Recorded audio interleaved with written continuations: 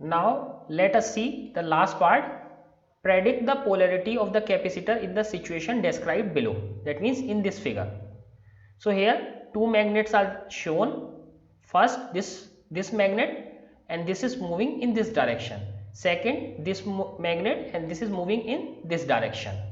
Now we have to tell the polarity on this capacitor plate. Okay, so which is A is positive or negative. So we have to tell, and B will be negative or positive. So that we have to tell which plate is positive and which plate is negative. Now let us see some important things. So we can see this line. So that means we are seeing the view from this side, right side. So we are seeing this from the right side. So since from right side the S side is coming near to this, so what will be formed here? S side will form here. Okay, so here S side will form. So that means current will move in this direction. Current will move in this direction. So what is the direction of current? This. Okay, so this is the direction of the current. Now if we see other side, suppose from other side, suppose this is front, and if we see the back side, so back side will become north, and we have seen this.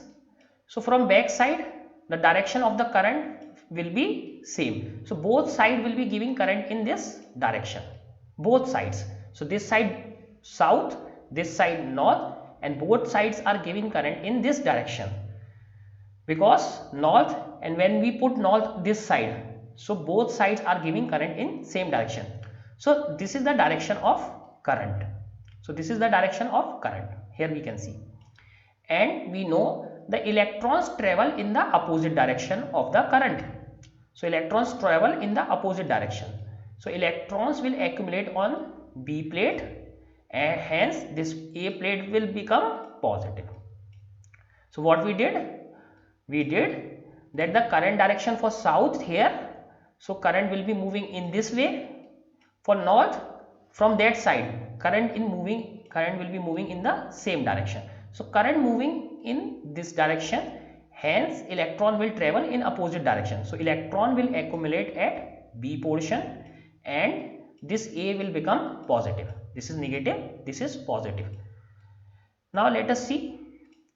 The polarity of the plate A will be positive with respect to B in the capacitor, because the current direction from both of them will be in this way, and electron movement will be opposite. That means electron will accumulate at B, and this will become positive.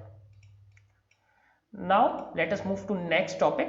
Next topic is electromotive force, but this is not electromotive force but motional electromotive force. So what is difference in this motional electromotive force? So you have been read about electromotive force, that means EMF. EMF is a kind of potential or voltage. So previously we generated EMF using batteries chemical reactions. This time what we do, we will generate EMF using motional force. So what do we do in this method? So we have a loop. So here we can see this. This is a loop kind of structure, but this arm, fourth arm of this loop, so this can move. This can move in this direction or in this direction, and this loop is kept in a constant or a uniform magnetic field. So if this arm of the loop moves, then what will happen? The magnetic flux through this closed area will change. The magnetic flux through this closed area will change, that will generate the EMF. That's why this is called motional EMF. So EMF is generated why? Because of the motion of this arm, because area constantly changes. Area changes, so we know this phi is dependent on B and A. B dot A. So either we change the magnetic field or we change the area. This time what we are doing, we are changing the area, hence this phi is changing, and phi change will result in generation of EMF. So this is the typical picture here. Let us see what we are doing and how we are doing. So this is a constant magnetic field and the direction of the magnetic field is into the plane of paper as shown here by cross. So this side is L and this side is not constant. This is changing. This is X.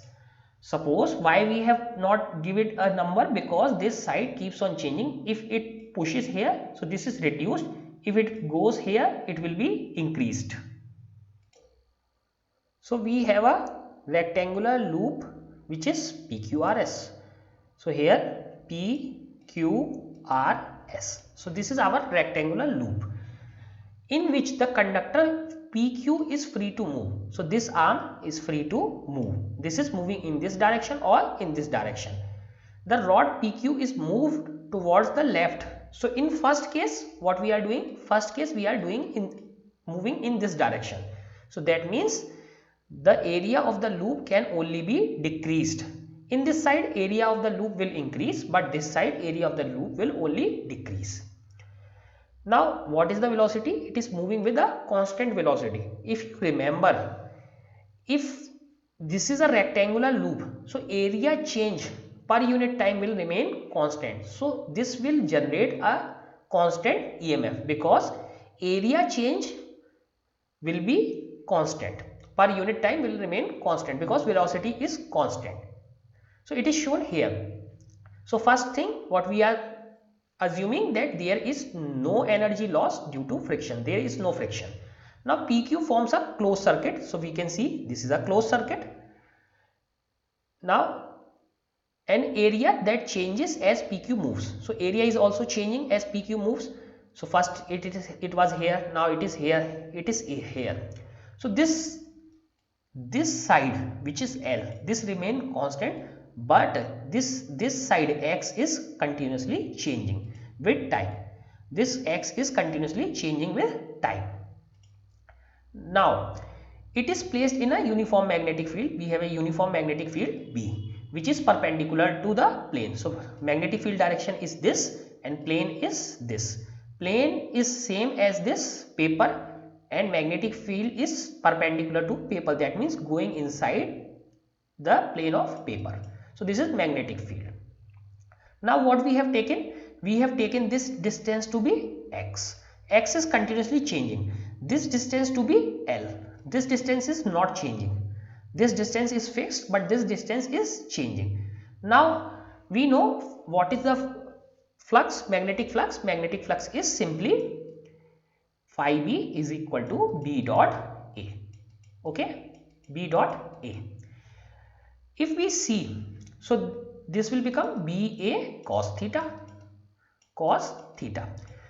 So again, if you see this thing, so magnetic field is in this direction, plane is this, but again what is the direction of the normal to the plane? Same. So we have cos 0 and cos 0 is equal to 1.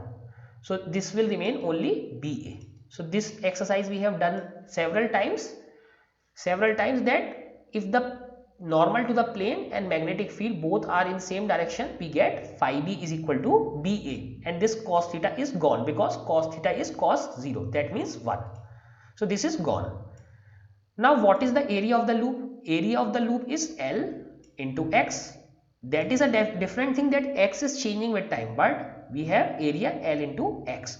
So phi B is equal to BLX. So this is the area. So this is total flux enclosed by the loop. Now let us see, since X is changing with time, so the rate of change of flux. Since X is changing, so the flux will also change, and flux change will generate EMF.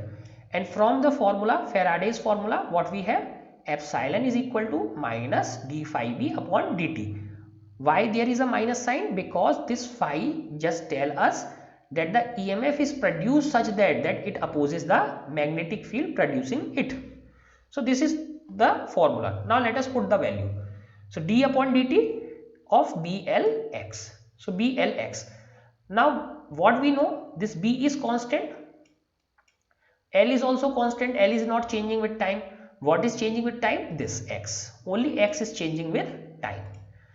So those quantities that are constant with time comes out of the differential.